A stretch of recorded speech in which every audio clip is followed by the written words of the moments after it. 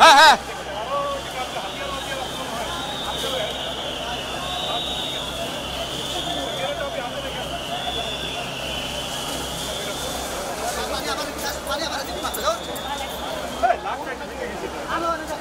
Jessica, আসলে এই মুহূর্তে হোটেল ইন্টারকন্টিনেন্টালের সামনে মূলত এক ধরনের রণক্ষেত্র অবস্থা তৈরি হয়েছে।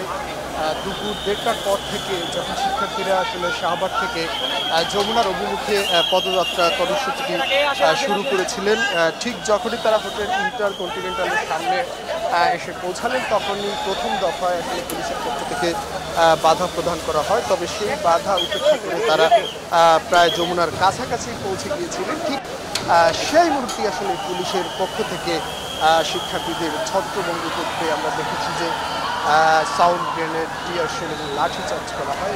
এই মুহূর্তে আপনারা দেখছেন যে শিক্ষার্থীদের উপর জল কামান নিক্ষেপ করা হচ্ছে তাদের ছত্রভঙ্গ করে দেওয়ার জন্য।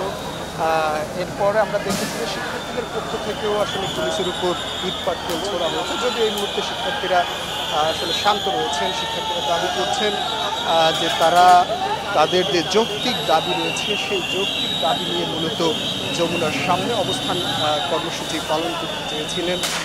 এর আগে তারা মূলত দুপুর 1টা পর্যন্ত আসলে সময় বেঁধে দিয়েছেন। আপনারা শুনছেন যে আসলে পুলিশের পক্ষ থেকে সাউন্ড গ্রেনেড নিক্ষেপ করে শিক্ষার্থীদের ছত্রভঙ্গ করার চেষ্টা করা হচ্ছে।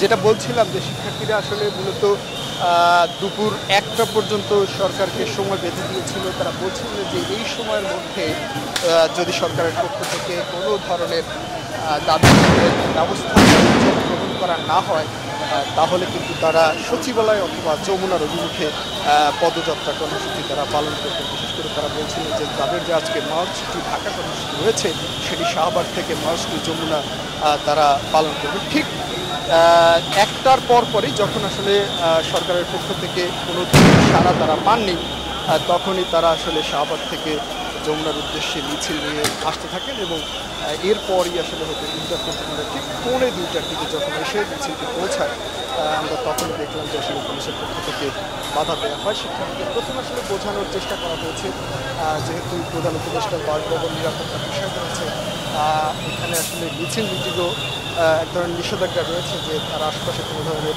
মিছিল সমাবেশ করা যাবে না। সে বিষয়টি আসলে শিক্ষার্থীদের বোঝানো হলেও তারা আসলে পুলিশের কথা মানতে নারাজ। তারা চেয়েছিলেন যে সরকারের উচ্চ মহল থেকে কেউ এসে আসলে তাদের দাবির বিষয়ে তাদের সাথে কথা বলে, কিন্তু সে বিষয়টি কিন্তু তারা সেই সারাটি তারা পাননি। না পাওয়ার ফলে তারা যমুনা অভিমুখে এই কর্মসূচিটি পালন করছেন। এই মুহূর্তে আমরা দেখছি পুলিশ কিন্তু মুহুর্মুহু সাউন্ড গ্রেনেড নিক্ষেপ করছে শিক্ষার্থীদের ছত্রভঙ্গ করার জন্য। শিক্ষার্থীরা এই মুহূর্তে আসলে হোটেল ইন্টারকন্টিনেন্টাল থেকে সরে গিয়ে আমরা যতটুকু দেখতে পাচ্ছি যে তারা পিজি হসপিটালের অর্থাৎ শাহবাগের যেই প্রধান সড়কটি রয়েছে সেই সড়কে অবস্থান নিয়েছে। এখানে বিপুল সংখ্যক আসলে আইন শৃঙ্খলা রক্ষাকারী বাহিনীর সদস্যরা রয়েছেন। আমরা দেখেছি যে পুলিশের সাউন্ড গ্রেনেড এবং শিক্ষার্থীদের ইটপাটকেলে বেশ কয়েকজন শিক্ষার্থী আহত হতে আমরা দেখেছি এবং কয়েকজন পুলিশ সদস্যকেও দেখেছি তারা রক্তাক্ত অবস্থায় তাদেরকে আসলে নিয়ে যাওয়া হচ্ছে। তো সব কিছু মিলিয়ে আসলে বলা যায় এই মুহূর্তে একেবারেই রণক্ষেত্র অবস্থা। পুলিশ এবং শিক্ষার্থীদের মধ্যে থেমেই সংঘর্ষ হচ্ছে।